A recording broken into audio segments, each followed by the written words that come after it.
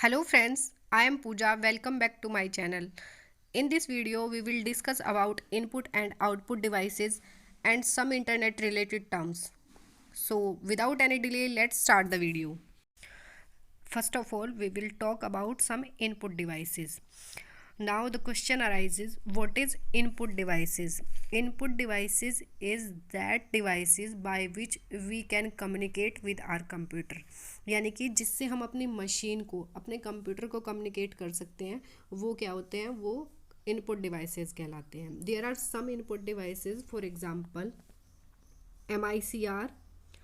What is MICR? MICR stands for Magnetic Ink Character Recognition. Magnetic Ink Character Recognition. MICR is a technology which is used in bank. Bank में किसी भी check की authenticity check करने के लिए MICR technology use की जाती है. Now next one is OMR. OMR stands for Optical Mark Recognition. Optical Mark Recognition. OMR, जब भी हम कोई एग्ज़ाम देने जाते हैं तो हम OMR शीट भरते हैं, तो वो उसके आंसर्स चेक करने के लिए OMR टेक्नोलॉजी यूज की जाती है. Barcode reader. बारकोड रीडर, हम जब भी कुछ परचेज़ करने जाते हैं, शॉपिंग करने जाते हैं, तो जो भी प्रोडक्ट होता है उस पर इस तरह से लाइन लाइन बनी रहती है, ऐसी कुछ लाइनें बनी रहती हैं, उसको बारकोड रीडर, यानी कि प्रोडक्ट का रेट, प्रोडक्ट की डिटेल्स, प्रोडक्ट का डिस्काउंट, ये सब क्या कौन बताता है? ये बारकोड रीडर बताता है. Now next one is camera. Camera को अगर हम किसी भी अपने कंप्यूटर से कनेक्ट करते हैं तो वो उसका आउटपुट दिखा देता है उसके मॉनिटर पे. टच स्क्रीन हो गया, स्कैनर हो गया. स्कैनर को हम सभी जानते हैं. माइक्रोफोन. माइक्रोफोन में अगर हम कुछ बोल रहे हैं तो वो कंप्यूटर पे आउटपुट दिखा देता है. माउस हो गया, कीबोर्ड, वेबकैम, ये सारे क्या है? हमारे आउटपुट डिवाइसेस हैं. जैसे टच स्क्रीन. टच स्क्रीन पे हम कुछ टच करते हैं तो वो उसका जो आउटपुट होता है वो उसकी मॉनिटर पे दिखा देता है. कैमरा हो गया. स्कैनर हो गया. स्कैनर से हम कोई भी डॉक्यूमेंट अपना स्कैन कर सकते हैं. स्कैन करने के बाद मॉनिटर पे उसका क्या आ जाएगा? उसकी स्क्रीन पे उसका आउटपुट आ जाता है. माइक्रोफोन हो गया. माइक्रोफोन में हम कुछ भी बोलेंगे तो वो कंप्यूटर की स्क्रीन पे दिखाई देता है. Mouse, keyboard, joystick. What is joystick? Joystick is used for controlling the movement of cursor और ए pointer in a computer device. यानी कि कर्सर का जो मूवमेंट होता है उसको कंट्रोल कौन करता है? वो जॉयस्टिक करती है. वेबकैम हो गया. Track ball. ट्रैक बॉल से बहुत बार कॉम्पिटिटिव एग्जाम्स में क्वेश्चंस पूछे जाते हैं कि ट्रैक बॉल आउटपुट डिवाइस है या इनपुट डिवाइस है. तो ये एक इनपुट डिवाइस है. ट्रैक बॉल क्या माउस जैसे काम करता है? माउस से पहले ट्रैक बॉल यूज़ किए जाते थे, उससे हैंड को रोटेट करके कर्सर को मूव किया जाता था, राइट. तो ट्रैक बॉल क्या है? एक इनपुट डिवाइस है. तो ये सारे क्या हो गए हमारे? ये सारे इनपुट डिवाइस हो गए. Now let's move on to the next slide. Now come on to the output devices. Output devices is use to produce data and information generated by a computer. यानी कि जब भी हम किसी इनपुट डिवाइस में command करते हैं किसी अपनी मशीन या कंप्यूटर को, तो कंप्यूटर में क्या होता है? प्रोसेसिंग होती है. उसके बाद जो भी प्रोड्यूस होता है डेटा या इन्फॉर्मेशन, वो हमें किस डिवाइस से मिलता है? वो हमें आउटपुट डिवाइसेस से मिलता है.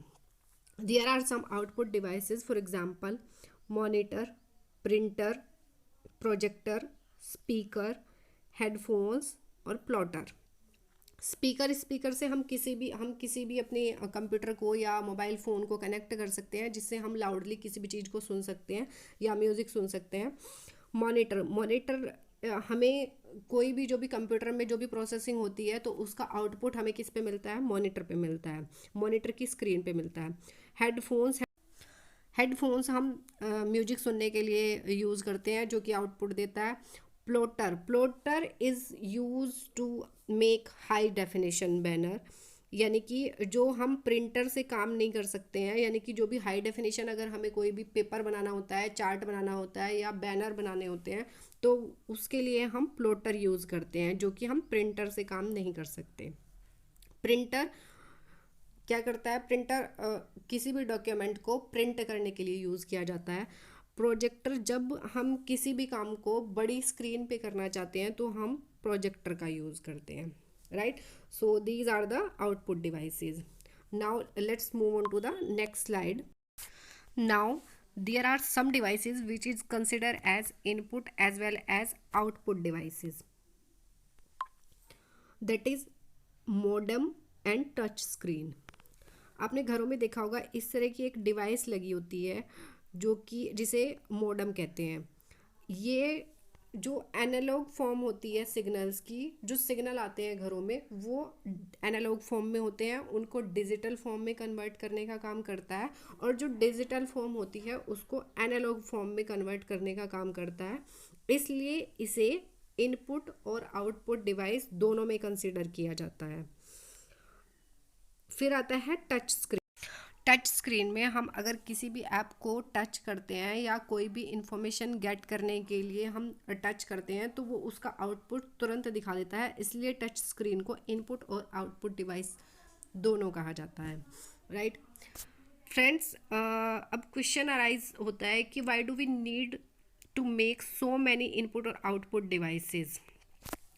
देखिए, कंप्यूटर जो है वो सिर्फ बाइनरी लैंग्वेज को समझता है। बाइनरी लैंग्वेज यानी कि 0 1 0 1 1 0 इसकी फॉर्म में होती है, जो हम नहीं अंडरस्टैंड कर सकते। तो कंप्यूटर से कम्युनिकेट करने के लिए इतने आउटपुट और इनपुट डिवाइसेस बनाए जाते हैं so that we can communicate to our machine और आवर कंप्यूटर, राइट।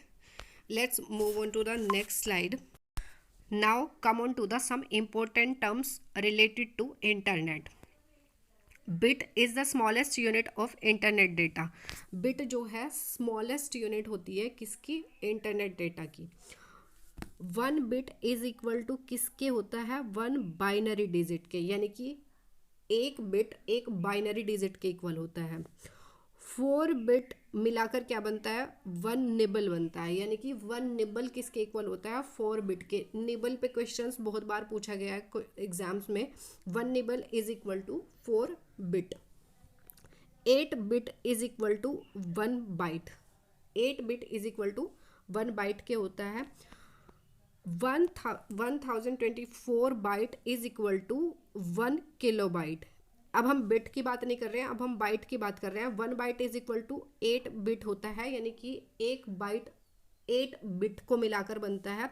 और 1024 बाइट में 1 किलो बाइट बनते हैं, राइट, जिसको हम केबी भी बोलते हैं, यानी कि 1 KB is equal to 1024 bite.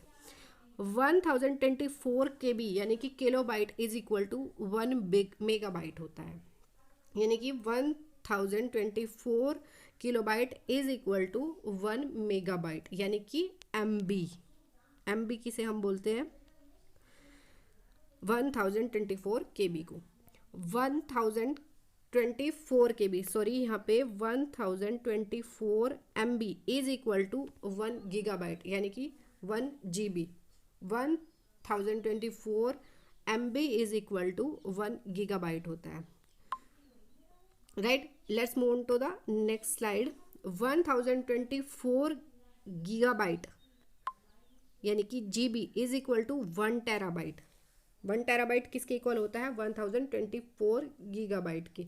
ये इससे एग्जाम्स में बहुत सारे क्वेश्चंस पूछे गए हैं। टेराबाइट किसके इक्वल होता है, 1 पेटाबाइट किसके इक्वल होता है, तो ये आपको याद करने होंगे। 1024 टेराबाइट 1 पेटाबाइट के इक्वल होता है। 1024 पेटाबाइट 1 हेक्साबाइट के इक्वल होता है। और 1024 हेक्साबाइट 1 जीटाबाइट के इक्वल होता है, यानी कि बिट जो थी हमारी स्मॉलेस्ट यूनिट थी, और जो जीटाबाइट है ये बिगेस्ट यूनिट है इंटरनेट डेटा की। Let's move on to the next slide. There are some questions. First question is MICR is a input device, output device, input output device, none of these. तो MICR is a input device, right. Next question is modem is a input device, output device, input output device, none of these. Modem is a, modem input और output दोनों होता है, तो ये input और output device होगा। Question number third is 1024 terabyte is equal to 1 gigabyte, 1 petabyte, 1 hexabyte, 1 megabyte. तो 1024 terabyte is equal to petabyte. Let's move to the next question. Question number 4 is 1024 hexabyte is equal to 1 petabyte, 1 gigabyte, 1 zettabyte और 1 megabyte। तो हेक्साबाइट 1024 हेक्साबाइट किसके इक्वल होता है? 1 zettabyte होता है। ये बिगेस्ट यूनिट है किसकी? इंटरनेट डेटा की।